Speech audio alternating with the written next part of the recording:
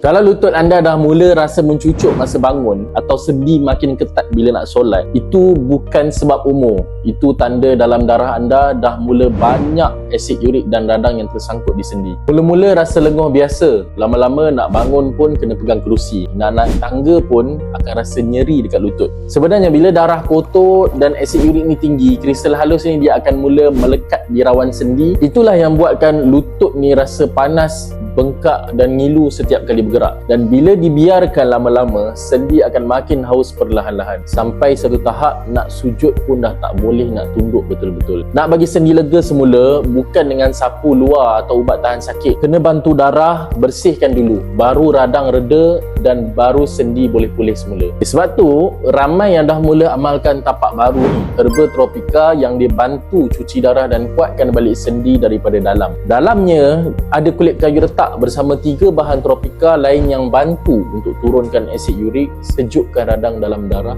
bina semula rawan dan sendi yang haus. Ramai yang baru seminggu amal pun dah mula rasa perubahan dia. Bangun pagi lutut pun dah tak mencucuk, bengkak makin susut dan badan rasa ringan nak bergerak. Kalau anda atau mak ayah anda tengah lalui perkara yang sama, jangan tunggu sampai sendi makin haus. Bantu diri anda dengan tapak baru ni, herba asli, halal dan dah bantu ramai orang boleh solat dan berjalan semula tanpa rasa sakit. Klik link di bawah sekarang, promo masih berjalan, bayar masa barang sampai pun boleh.